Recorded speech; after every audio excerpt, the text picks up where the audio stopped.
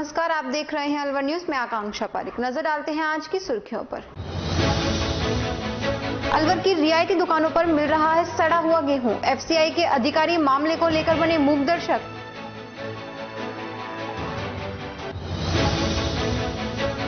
प्रत्याशियों ने शुरू किया मतदाताओं से जनसंपर्क। वार्ड विकास की दुहाई देकर मांग रहे वोट।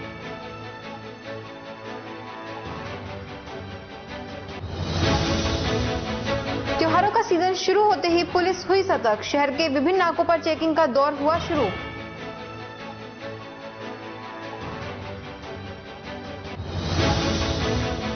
भविष्य में बरसाती पानी ना रोके आमजन की राह। नगर परिषद पॉपलैंड की मदद से नालों की सफाई में जुटा।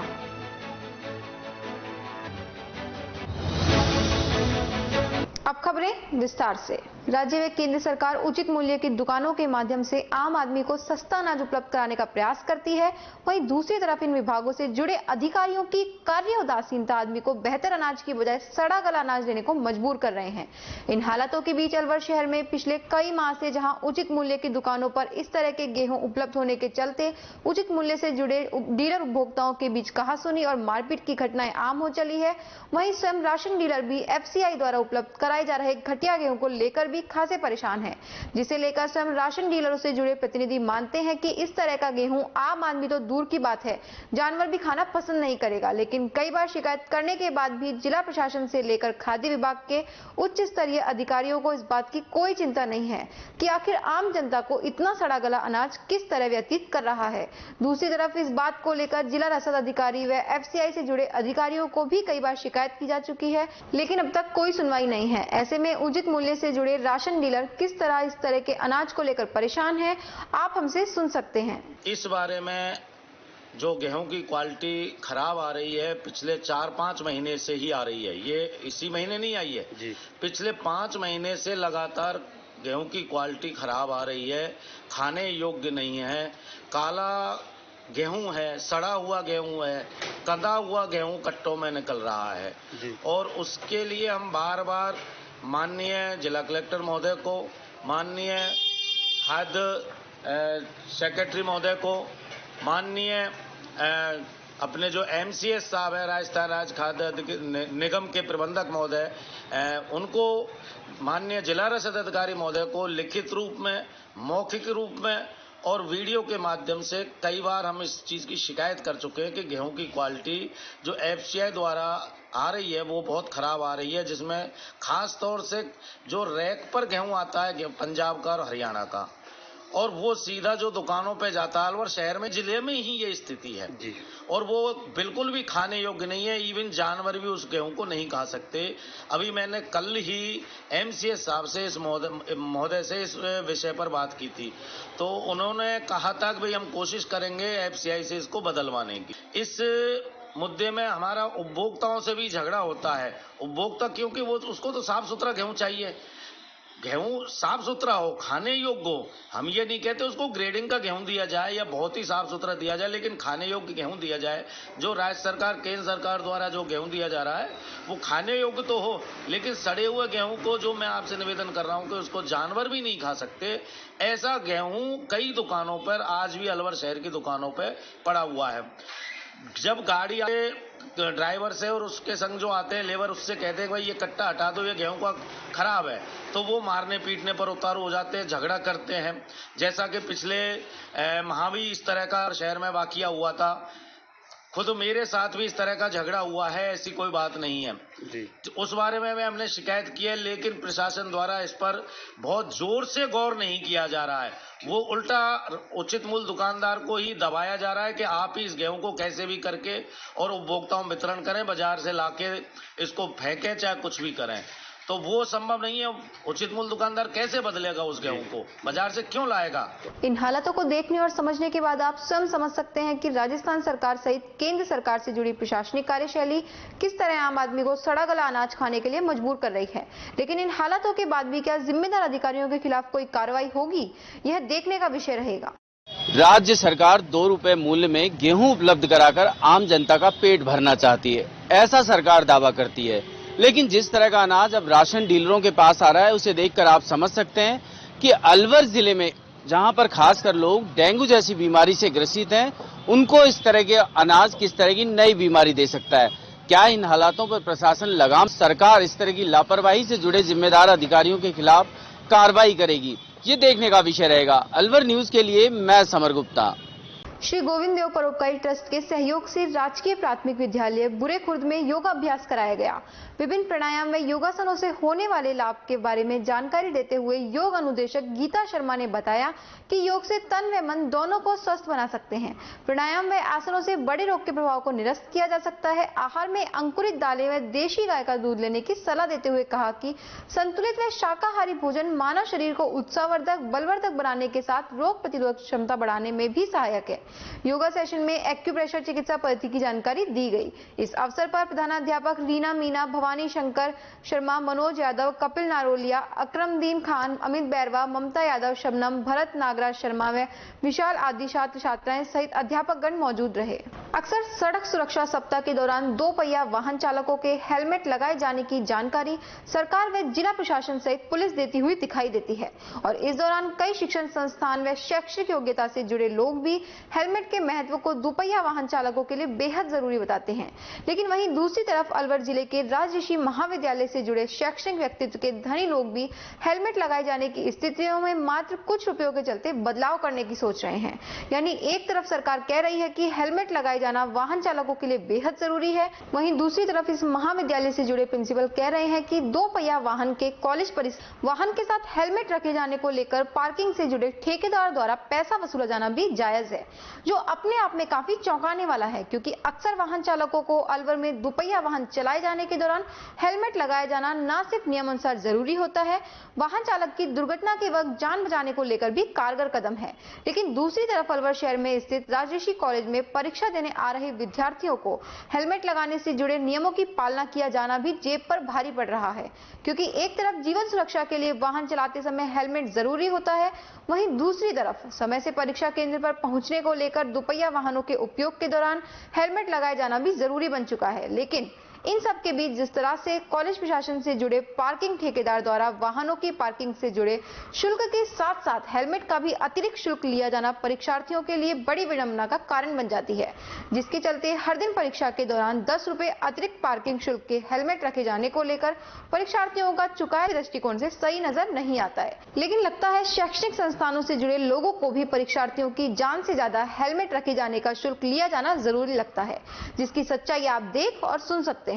देखिए, ऐसा है, साइकिल स्टैंड ठेके पर दिया जाता है, टेंडर होता है, निविदाओं में बाकायदा शर्तें होती हैं और ये शर्त हमारे स्टैंडर्ड में है कि वाहन के अतिरिक्त जैसे मोबाइल है, बैग है या अन्य कोई सामान बच्चा रखता है तो उसका वो चार्ज लेगा। कहीं लेकिन लगता नहीं कि इस चीज की दोहरी मार विद्यार्थियों के ऊपर पड़ रही है कि जहां उन्हें वाहन का भी चार्ज देना पड़ता है, साथ में अपनी वस्तुओं का भी चार्ज देना पड़ता है। देखिए, लेकिन जो साइकिल स्टैंड ठेके पर जो व्यक्ति लेता है, जो भी फर्म लेती है, वो वाहन की सुरक्षा के लिए लेती है, वाहन की गारंटी होती है। अब उसके साथ मानो मोबाइल है, मोबाइल आजकल बहुत महंगे होते हैं बच्चों के, और एक भी मोबाइल गुम हो जाता है तो फिर बच्चा उस पर दावा करता है, इसलिए वो चार्ज लेते हैं। जो बात हेलमेट की निकलकर सामने आई है उस विषय पर क्या कहना चाहेंगे? हेलमेट तो केंद्र सरकार एक मोटर वाहन के साथ में ही जोड़ती है कि इसके साथ ही रहना चाहिए, तो उसका भी चार्ज अलग से लिया जाता है, तो उसकी जिम्मेदारी भी शायद पार्किंग में जो व्यक्ति है उसको लेनी चाहिए। हाँ, देखो, मेरा इस विषय में मानना यह है कि अगर हेलमेट लॉक वाला है तो बच्चा अपने हेलमेट को, जैसे स्कूटी है उसके अंदर रख देगा और हैंडल लॉक कर सकता है। लेकिन अगर विदाउट लॉक का हेलमेट है और उसको वो अपनी गाड़ी पर छोड़ कर जाता है, और जाहिर है कि हजारों बच्चे यहाँ आते हैं और एक दूसरे का कोई हेलमेट उठा ले जाता है, उसका जिम्मेवार कौन होगा? तो सर, आप स्वीकार करते हैं कि जो पार्किंग की जो टर्म कंडीशन है उसके मुताबिक ये जो चार्ज ले रहे हैं वो सही है? हाँ, की निविदाओं में हमारी शर्त है। अलवर शहर में लगातार हो रही वाहन चोरी व अन्य वारदातों को रोकने को लेकर जिला पुलिस प्रशासन द्वारा अब पुलिस व्यवस्था को और ज्यादा चाक चौबंद किया जा रहा है, जिसके तहत आगामी दिनों में त्योहारों को भी देखते हुए शहर के विभिन्न नाकों पर पुलिस बलों की संख्या बढ़ा दी गई, जिसके तहत इन नाकों से गुजर रहे वाहनों की सघन तलाशी अभियान भी जारी है। साथ ही इस दौरान इन पॉइंटों से गुजरने वाले वाहन चालकों को संबंधित वाहन सहित अन्य जानकारियों के साथ गुजरना पड़ता है। वहीं इस दौरान पावर बाइक को लेकर भी पुलिस द्वारा सख्त कार्रवाई की गई है, जिसके तहत अलवर शहर की कोतवाली थाना अंतर्गत अशोक सर्किल पर सघन अभियान चलाते हुए वाहनों की चेकिंग के साथ ही कई पावर बाइक को जब्त किए जाने की कार्यवाही की गई है। इस दौरान सीओ सिटी विकास सांगवान सहित शहर कोतवाल राजेश शर्मा भी मौजूद रहे, जिससे जुड़ी जानकारी कुछ इस तरह अलवर न्यूज के साथ शहर कोतवाल राजेश शर्मा ने साझा की। शहर में जो शाम के समय मोबाइल स्नैचिंग, चेन स्नैचिंग आदि की वारदातें हुई है, इसके मद्देनजर जो है रोकथाम के लिए नाकाबंदी की जा रही है और नाकाबंदी के दौरान जो पावर बाइक्स हैं और 4 व्हीलर बड़ी गाड़ियां हैं, XUV वगैरह, इनको चेक किया जा रहा है। एक तरफ राजस्थान सरकार व चिकित्सा मंत्री सरकारी चिकित्सालय के माध्यम से मरीजों को बेहतर सुविधा 24 घंटे उपलब्ध कराए जाने की बड़ी बात कह रहे हैं।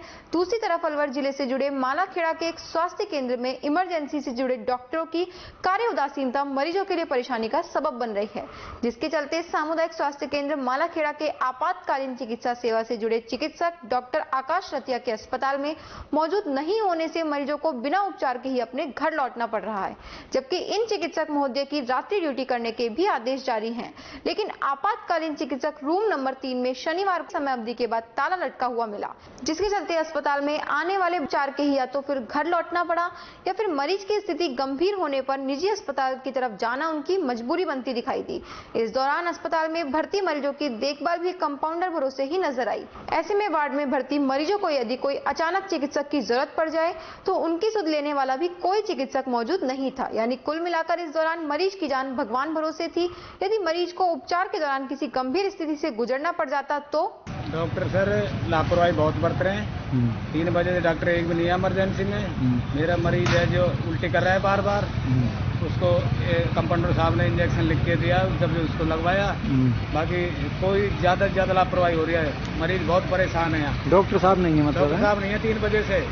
शनिवार को अलवर शहर के अशोका सिनेमा के पीछे स्थित राम मंदिर में नवदुर्गा संकीर्तन महिला मंडल द्वारा भक्ति रस का गुणगान किया गया। इस दौरान जहां महिलाओं द्वारा धार्मिक गीतों की से जुड़े अपने भाव प्रस्तुत किए गए, वहीं इस मौके पर मंदिर से जुड़े पुजारी आनंद कुमार शर्मा द्वारा धार्मिक आयोजनों का महत्व समझाते हुए मानव जीवन के वास्तविक अर्थ पर प्रकाश डाला गया, जिसके बाद प्रसाद का वितरण कार्यक्रम भी आयोजित हुआ। वहीं कार्यक्रम समापन के बाद उपस्थित लोगों में खासी उत्सुकता व खुशी देखने को मिली। वक्त तो चला एक छोटे से ब्रेक का, जल्द लौटेंगे, बने रहिए अलवर न्यूज के साथ। तेज दिमाग, पैनी नजर और निर्णय लेने की क्षमता आपको बनाती है देश का स्वर्णिम भविष्य। नरेंद्र तिवारी IAS एकेडमी, जो कि है सभी प्रतियोगी परीक्षाओं के लिए सर्वश्रेष्ठ संस्था, जहां का उन्नत माहौल और सही मार्गदर्शन आपको RAS, IAS, शिक्षक, REET, SSC, railway, Delhi police, Rajasthan police, SI, patwari, STC और B.Ed जैसी प्रतियोगी परीक्षाओं में सफलता का रास्ता दिखाएगा। अलवर की सर्वश्रेष्ठ प्रतियोगी संस्था Narendra Tiwari IAS academy, railway station के पास, लिटिल बर्ड स्कूल के पीछे, नेहरू नगर, अलवर।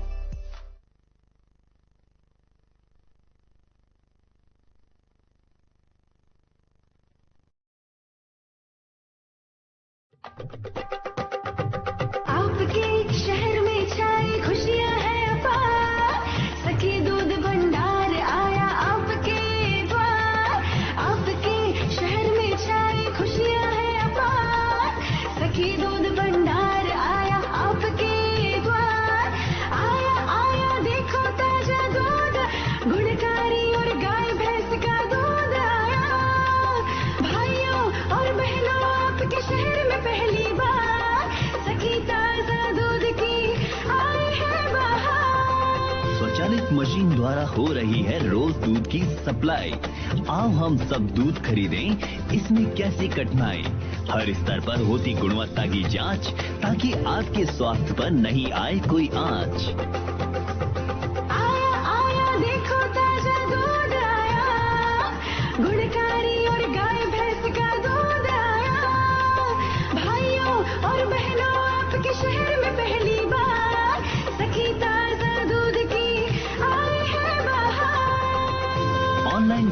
की भी है सुविधा।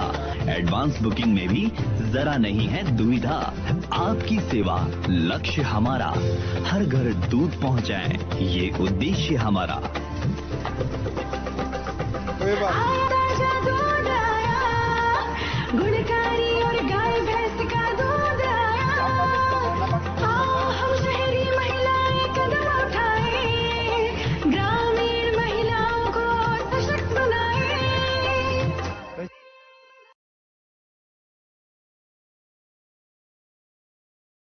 ब्रेक के बाद आपका फिर से स्वागत है। बढ़ते हैं अगली खबर की ओर। अलवर शहर से जुड़ी सफाई व्यवस्था को लेकर नगर परिषद जहां कई तरह के दावे समय समय पर करता रहता है, वहीं मानसून के दौरान शहर में अधिकांश स्थानों पर पानी भराव की स्थिति को खत्म किए जाने के तहत अब अलवर नगर परिषद आयुक्त कमलेश मीणा द्वारा नई मुहिम चलाते हुए उन तमाम नालों की सफाई व्यवस्था को पुख्ता किया जा रहा है, जिसके चलते भविष्य में अलवर शहर की सड़कों पर भरने वाला बरसाती पानी लगभग समाप्त हो पाएगा।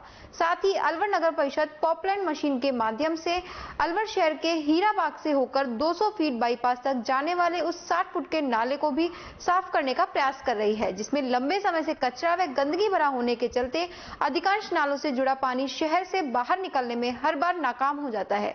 जिसकी जानकारी देते हुए अलवर नगर परिषद आयुक्त कमलेश कुमार मीणा ने बताया कि ठेकेदार द्वारा जहां सफाई व्यवस्था को लेकर किया गया था कि ठेकेदार सफाई से जुड़े नालों की भी पर्याप्त सफाई कराएगा, वहीं लंबे समय से ठेकेदार अपनी जिम्मेदारियों को लेकर आनाकानी कर रहा था, जिसे अब नगर परिषद प्रशासन द्वारा सख्त रवैये से समझाया गया।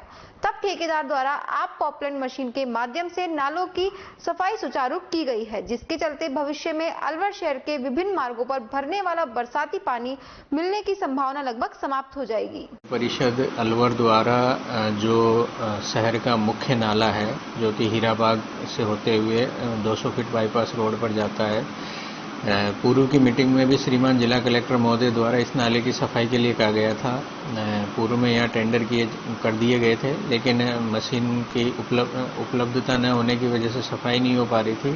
तो हमने ठेकेदार को बॉन्ड करके और बाहर से मशीन पॉपलाइन मशीन बना करके जो नाला है पूरे की उसमें से पूरा, क्योंकि रिकॉर्ड में वो 60 फीट चौड़ा नाला है, तो हमने वहाँ पर उस पॉकलैंड मशीन की सहायता से उसको चौड़ा करवा रहे हैं। उसमें जो मलबा भरा हुआ है, जो पेड़ पौधे उगे, सफाई करवाई जा रही है।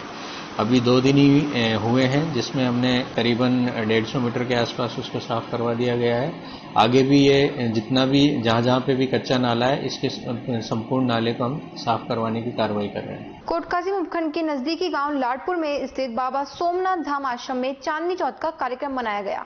इस अवसर पर सुबह हवन यज्ञ किया गया, जिसमें क्षेत्र के लोगों ने श्रद्धा से आहुति दी, साथ ही भक्ति भाव का परिचय देते हुए प्रसादी ग्रहण की। कार्यक्रम में आसपास क्षेत्र के ग्रामीण श्रद्धालुओं ने भाग लिया।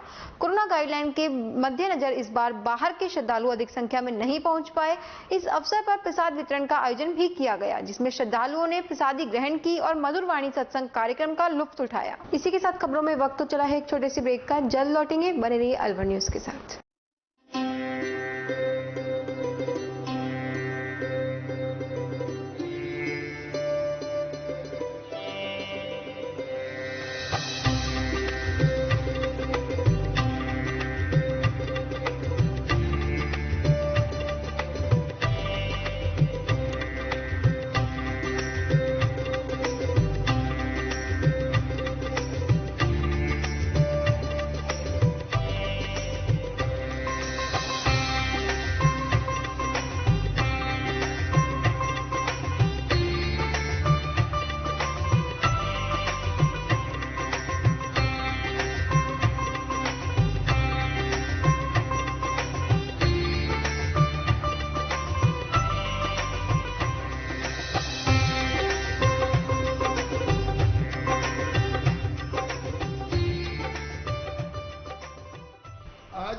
शालीमार में बाबा ठाकुरदास एंड सन्स की कलाकंद की शॉप का ओपनिंग हुआ।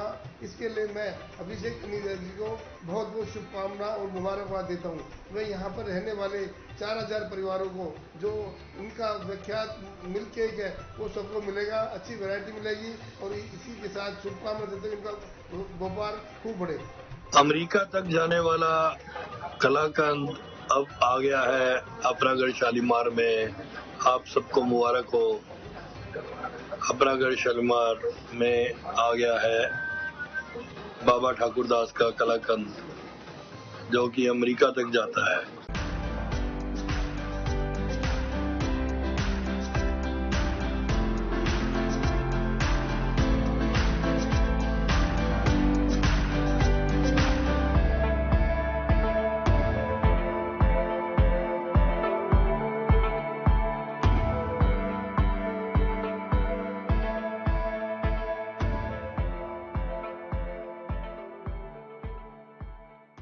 ब्रेक के बाद आपका फिर से स्वागत है। बढ़ते हैं अगली खबर की ओर।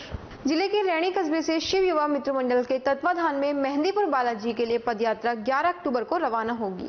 मंडल प्रचार मंत्री मनीष पंचौली ने बताया कि शिव युवा मित्र मंडल व ग्रामीणों के संयुक्त तत्वाधान में कस्बे के पीठा वाले हनुमान से 2 दिवसीय पदयात्रा 11 अक्टूबर को सुबह 11:15 बजे पीठा वाले बालाजी व दोपहर 12:15 बजे प्याऊ वाले हनुमान महाराज से प्रस्थान करेगी, जिसमें मुख्य अतिथि डॉक्टर किरोड़ी लाल मीणा, राज्यसभा सांसद व विशिष्ट अतिथि झंडा दिखाकर रवाना करेंगे।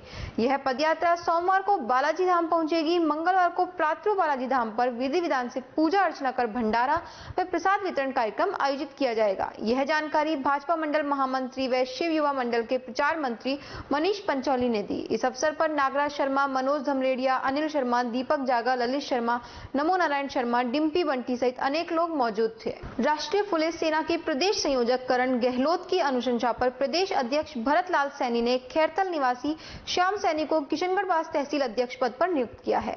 संगठन के मूल उद्देश्य महात्मा ज्योतिराव फुले दंपति के जीवन व सिद्धांतों पर समाज में जन जागृति लाना एवं समाज में सामाजिक आर्थिक शिक्षा व राजनीतिक चेतना का शंखनाद करना शामिल है। इन दिनों जय बालाजी के जयकारों से कोट कासिम की सड़कें गूंज रही है। दरअसल बालाजी के भक्तों की टोलियां कोट कासिम क्षेत्र से गुजर रही हैं। सड़क पर भक्त हाथ में झंडा लिए कहीं न कहीं देखने को मिल ही जाएंगे। बालाजी के भक्त हरपाल सिंह दैया निवासी सोनीपत ने बताया कि मेहंदीपुर बालाजी मंदिर में ध्वजा चढ़ाने जा रहे हैं। ग्रुप में 10-12 लोग हैं। असल में कोट कासिम क्षेत्र की ग्रामीण सड़कों से बालाजी को जानने वाले इन भक्तों के जत्थों को जाते हुए अनायासी देखा जा सकता है। इनके हाथ में बालाजी के ध्वज दूर से ही इनकी पहचान करने के लिए काफी है। क्षेत्र के लोग भी इनके स्वागत में कोई कसर नहीं छोड़ रहे हैं। मालाखेड़ा पंचायत समिति के वार्ड 15 से सीमा बसवाल पत्नी राकेश बसवाल टॉनी ने जुलूस के साथ नामांकन किया, जिसमें उनके साथ सरपंच बच्चू सिंह चौधरी, सुभाष बसवाला, सुभाष चंदेल, लाल सिंह बसवाला, धारा सिंह, मुकेश छोटा, रविचंद्र भान, विनोद बसवाल, लखन रामावतार चंदेल, नवल बसवाल, राजेंद्र बसवाल, अजय मीणा और मोहर सिंह मीणा रहे। प्रत्याशी सीमा बसवाल ने बताया कि उनको वार्ड 15 से उन्हें कांग्रेस पार्टी के प्रत्याशी के रूप में चुनाव मैदान में उम्मीदवार के बतौर पार्टी ने टिकट दिया है। प्रत्याशी ने बताया कि वे वार्ड में चहुमुखी विकास के लिए कार्य करेंगी। पार्टी के समस्त कार्यकर्ताओं का मान सम्मान का ध्यान रखा जाएगा। आज पंचायत समिति वार्ड 15 से कांग्रेस पार्टी प्रत्याशी के रूप में नामांकन दाखिल किया है। मैं वार्ड 15 के समस्त मतदाता बंधुओं से विनम्र अपील करती हूं कि मुझे व मेरी कांग्रेस पार्टी को जिताकर भेजें। मैं वार्ड के विकास में सक्रिय भूमिका रखूंगी। वार्ड में शिक्षा, चिकित्सा, पानी समस्त मुद्दों पर कार्य करूंगी और वार्ड के लोगों के लिए विकास की कड़ी में अहम भूमिका निभाऊंगी। अतः मैं सभी से हाथ जोड़कर निवेदन है कि विकास को, शिक्षित को जिताने के लिए अपील करती हूं। धन्यवाद। रैणी पंचायत समिति क्षेत्र में कुल 17 वार्ड हैं, जिनसे 17 पंचायत समिति सदस्य चुने जाएंगे। शुक्रवार को नामांकन फॉर्म भरने का अंतिम दिन था। रैणी ब्लॉक में कुल 17 वार्ड हैं, जिनमें कुल मिलाकर 8 अक्टूबर को अंतिम तिथि तक 154 फॉर्म प्राप्त हुए हैं। शनिवार को इन प्राप्त 154 नामांकन पत्रों की समीक्षा जांच की जाएगी। किसी फॉर्म पर कमी पाए जाने पर निरस्त कर दिया जाएगा और सोमवार को नाम वापस लिए जा सकेंगे। इसके बाद अंतिम उम्मीदवार सूची चस्पा कर दी जाएगी। इसके बाद ही बीजेपी और कांग्रेस उम्मीदवार वाले लिफाफे खोले जाएंगे। दोनों पार्टियों की तरफ से सील बंद 17 उम्मीदवार नाम बंद लिफाफे में भेजे जा चुके हैं। माचाड़ी कस्बे के आदर्श प्राथमिक स्वास्थ्य केंद्र पर माता श्री गोमती देवी जन सेवा निधि रैणी संस्था के क्षेत्रीय कार्यक्रम प्रबंधक वेद प्रकाश शर्मा एवं कार्यक्रम प्रभारी दिनेश चंद्र गुप्ता के नेतृत्व में आदर्श प्राथमिक स्वास्थ्य केंद्र पर 2 nebuliser machine block coordinator Rajendra Kumar Saini ने चिकित्सा अधिकारी डॉक्टर पुखराज मीणा व समस्त स्टाफ की मौजूदगी में भेंट की। इस अवसर पर doctor Virendra Meena, doctor R C Kohli, ASHA supervisor Naval Bairwar, Ramesh Chand Saini, Mukesh Meena, Sushila Meena, Chhotelal Meena, Ram Khiladi Meena सहित अनेक कर्मचारी उपस्थित थे। चिकित्सा प्रभारी अधिकारी डॉक्टर पुखराज मीणा ने बताया कि इस मशीन से सांस की शिकायत व दमा के मरीजों को लाभ मिलेगा। पहले तो मैं इनको धन्यवाद देना चाहता हूँ। माता श्री गोमती देवी जन सेवा निधि संस्थान राजगढ़। इनके ब्लॉक कोऑर्डिनेटर श्री राजेंद्र कुमार जी, इनके द्वारा आज पीएससी माचाड़ी के लिए 2 नेबुलाइजर मशीन भेंट की गई है। ये सांस, दमा ऐसी बीमारियों में छोटे बच्चे, वृद्ध, सभी को जिसको दिक्कत है उनको सबके लिए उपयोग में ली जाएगी। तो इससे मतलब आपको कितनी रिलीफ और कितना फायदा मिलेगा इस मशीनों से? इससे तो अब जो भी सीवियर है, एक्यूट रेस्पिरेटरी दिक्कत है, जिनको भी बच्चों को, बड़ों को तो लगाएंगे तो उनको फायदा मिलेगा। कोट कासिम उपखंड के घिकाका गांव से गाधेरी गांव की तरफ जाने वाले रास्ते पर गांव के जोहड़ के पास निकलने वाला रास्ता एक सकड़े पुल से होकर गुजरता है। यह पुल घिकाका गांव के जोहड़ पर बना है। पुल के नीचे व दोनों तरफ बहुत गहरा और कीचड़ युक्त गंदा पानी भरा है।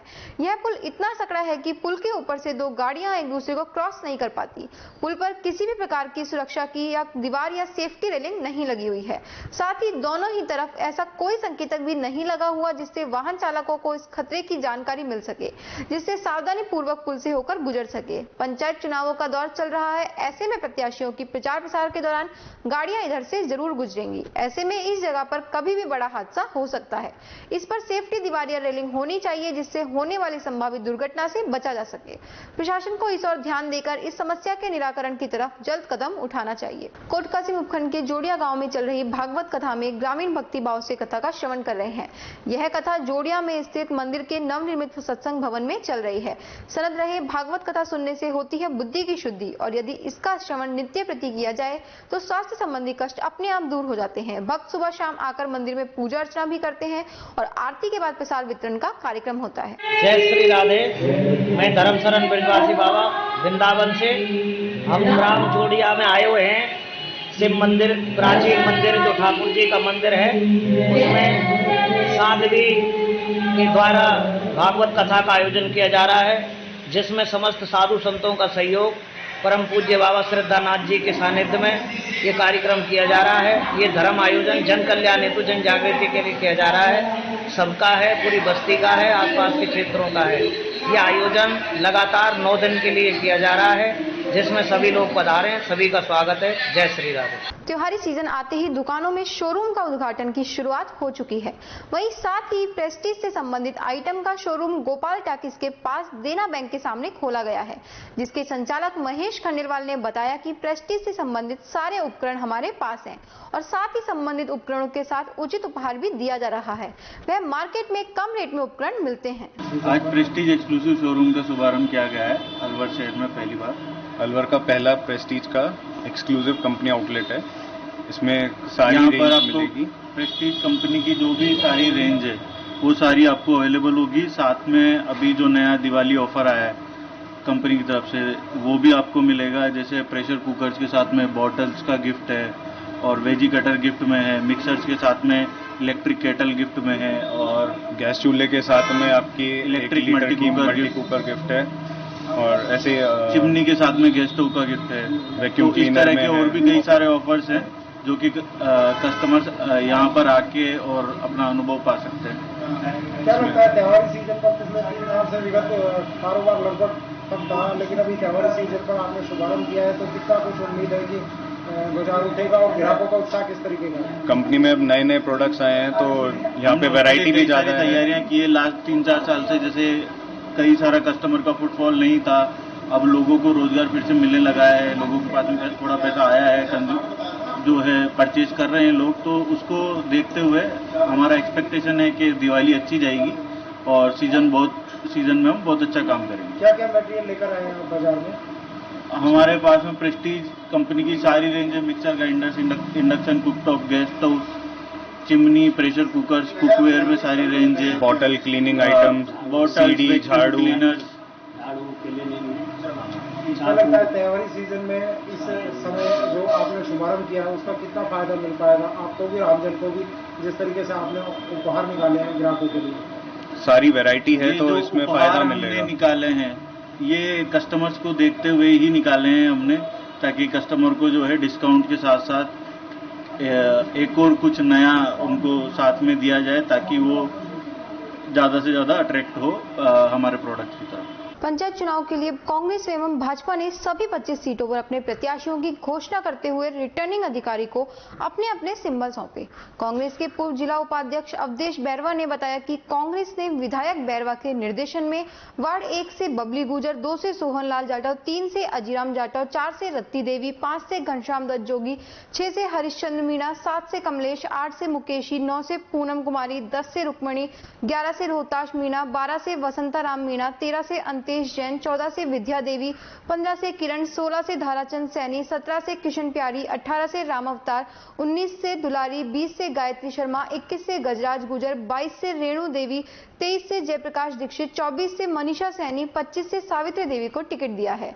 इधर भारतीय जनता पार्टी ने वार्ड नंबर 1 से अतर सिंह यादव, 2 से ज्ञान सिंह जाटव, 3 से सत्येंद्र हरिजन, 4 से संगम चौधरी, 5 से जगराम, 6 से महेश चंद यादव, 7 से लक्ष्मी देवी, 8 से रेखा चौधरी, 9 से प्यारेलाल मीणा, 10 से अनीता देवी मीणा, 11 से राजेश मीणा, 12 से फूलन देवी गुजर, 13 से अंजलि, 14 से गिलासी, 15 से बबीता, 16 से रामकिशोर सैनी, 17 से सोमोती, 18 से कृष्णा जाटव, 19 से रुक्मणी, 20 से लक्ष्मी देवी, 21 से दीपचंद चौधरी, 22 से कविता, 23 से पप्पू धोबी, 24 से कविता सिंह, 25 से विश्वेंद्र सिंह को टिकट दिया है। इनके अलावा कई उम्मीदवारों को बसपा आरएलपी पार्टी ने भी प्रत्याशी बनाया है। जैसे आपको पता है कि पंचायती राज चुनाव की रणबेरी बच चुकी है, जिला परिषद के चुनाव भी हैं, इसलिए हम सभी क्षेत्रवासी उम्मीद करते हैं कि कटुमर विधानसभा क्षेत्र में प्रधान कांग्रेस पार्टी का बने व अलवर में जिला प्रमुख कांग्रेस पार्टी का बने। इसके लिए हम जिला कांग्रेस कमेटी के आदेशानुसार विचार विमर्श करने के बाद वो विधायक बाबूलाल बैरवा जी की अनुशंसा पर डायरेक्टर की घोषणा करते हैं, जो निम्न प्रकार है। वार्ड नंबर 1 से हम दे रहे हैं बबली को, सन ऑफ हरचंद गुजर, बड़ौदा कान।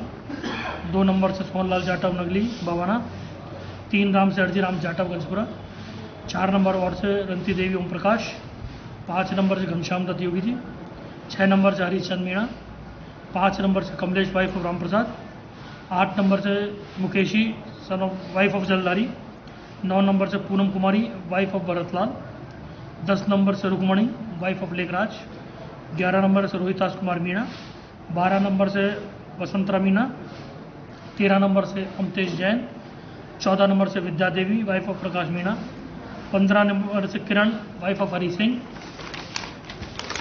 16 नंबर से धारा सैनी, 17 नंबर से Kishan Pyari wife of Giriraj Jatav, 18 number से Ram Avtar son of Arjun Singh, 19 number से Dulari wife of Chetti Jatav, 20 number से Gayatri Sharma wife of Bholaram Sharma, 21 number से गजराज गुजर, 22 नंबर से Renu Devi wife of Banwari Lal, 23 number से जयप्रकाश दीक्षित, 24 नंबर से मनीषा सैनी वाइफ ऑफ महेंद्र सैनी और 25 नंबर से सावित्री वाइफ ऑफ देवेंद्र की आज हम टिकट देने की घोषणा करते हैं।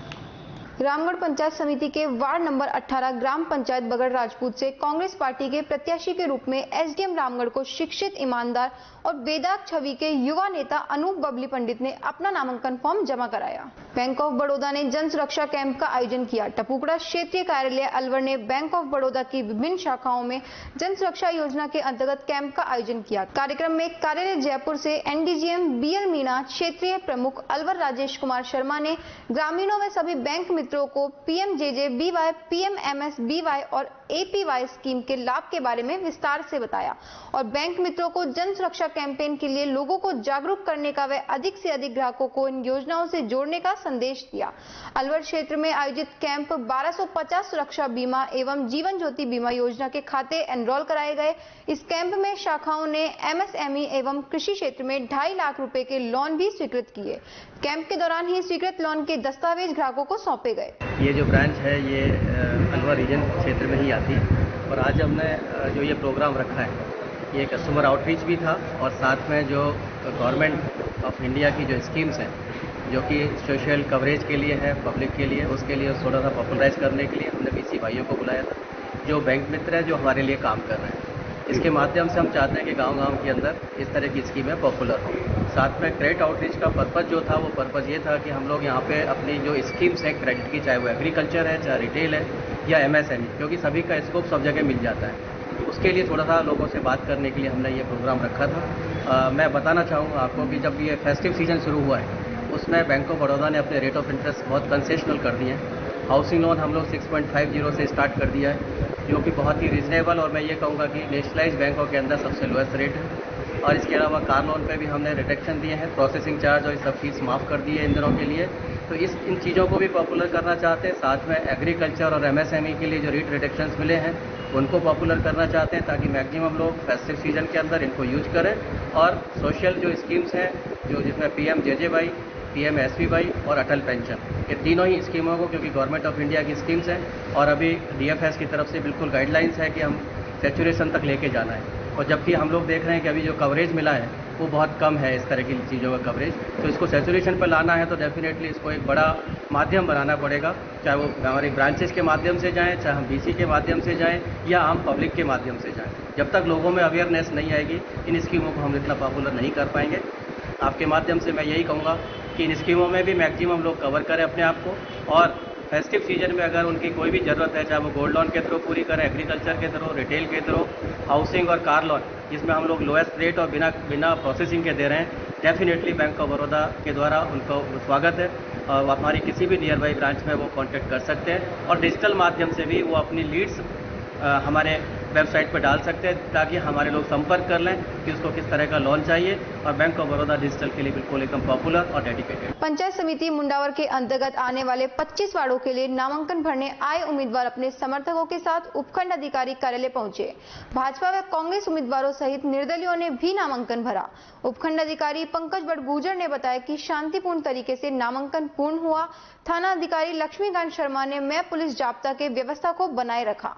भाजपा चुनाव से प्रभारी अरुण प्रधान के अनुसार भाजपा ने मुंडावर पंचायत समिति के 25 वार्डों में वार्ड नंबर 1 से महेश यादव, वार्ड नंबर 2 से सुरेंद्र यादव, वार्ड नंबर 3 से रामावतार सैनी, वार्ड नंबर 4 से सुनीता देवी, वार्ड नंबर 5 से सुनीता, वार्ड नंबर 6 से सम्मिलिता, वार्ड नंबर 7 से प्रदीप कुमार, वार्ड नंबर 8 से परिता यादव, वार्ड नंबर 9 से सुनीता देवी, वार्ड नंबर 10 से रेशमा देवी, वार्ड नंबर 11 से गिरधारी लाल, वार्ड नंबर 12 से सुंदरपाल, वार्ड नंबर 13 से दिव्या, वार्ड नंबर 14 से अमरीक सिंह, वार्ड नंबर 15 से शिवनारायण, वार्ड नंबर 16 से तीजा देवी, वार्ड नंबर 17 से हेमंत, वार्ड नंबर 18 से रिक्त सीट, वार्ड नंबर 19 से धर्म सिंह चौधरी, वार्ड नंबर 20 से किरण देवी, वार्ड नंबर 21 से धर्मेंद्र कुमार, वार्ड नंबर 22 से सुमन देवी, वार्ड नंबर 23 से अरुण पंडित, वार्ड नंबर 24 से सविता यादव एवं वार्ड नंबर 25 से विजय को घोषित किया। कांग्रेस पार्टी ने मुंडावर पंचायत समिति के 25 वार्डों में वार्ड नंबर 1 से अंजना, वार्ड नंबर 2 से राम भरोस, वार्ड नंबर 3 से ज्योति देवी, वार्ड नंबर 4 से अनीता चौधरी, वार्ड नंबर 5 से हेमलता, वार्ड नंबर 6 से बबीता शर्मा, वार्ड नंबर 7 से अमर सिंह, वार्ड नंबर 8 से सुषमा देवी, वार्ड नंबर 9 से धोली देवी, वार्ड नंबर 10 से मोनिका देवी, वार्ड नंबर 11 से गंगाराम, वार्ड नंबर 12 से रुपेश कुमार, वार्ड नंबर 13 से ऋतु चौहान, वार्ड नंबर 14 से मनीष चौधरी, वार्ड नंबर 15 से प्रभु, वार्ड नंबर 16 से निर्मला, वार्ड नंबर 17 से मदन लाल, वार्ड नंबर 18 से कमलेश, वार्ड नंबर 19 से करण सिंह, वार्ड नंबर 20 से सावित्री देवी, वार्ड नंबर 21 से लीलाराम यादव, वार्ड नंबर 22 से निर्मला देवी, वार्ड नंबर 23 से प्रमोद तिवारी, वार्ड नंबर 24 से रोशनी देवी एवं वार्ड नंबर 25 से प्रकाश को उम्मीदवार घोषित किया गया है। उपखंड कार्यालय में दिन भर गहमा गहमी का माहौल रहा। कोटकासिम में पंचायती राज चुनाव के नामांकन के अंतिम दिन 80 नए फॉर्म भरे गए। अब चुनावी बिसात बिछने लगी है। इसके साथ ही अब लोग चुनावी रंग में रंगे नजर आ रहे हैं और गाड़ियों पर झंडे और पोस्टर लगना शुरू हो गए हैं। हर प्रत्याशी अपने पक्ष में वोटरों को करने में लग गया है। नामांकन प्रक्रिया के दौर में 80 फॉर्म नए आए और पूर्व में कोटकासिम उपखंड में पंचायत समिति सदस्य के चुनाव हेतु प्रत्याशी के रूप में 16 सदस्यों के 22 फॉर्म जमा किए गए थे। एक सदस्य की तरफ से 2 फॉर्म जमा करा दिए थे। कुल फॉर्मों की संख्या 104 हो गई है, जिसमें सभी पार्टियों सहित निर्दलीय उम्मीदवार भी शामिल है। संभावना है कि अभी फॉर्म वापसी का समय भी दिया जाएगा। इसके बाद ही चुनावी मैदान में प्रत्याशियों की स्थिति स्पष्ट हो पाएगी।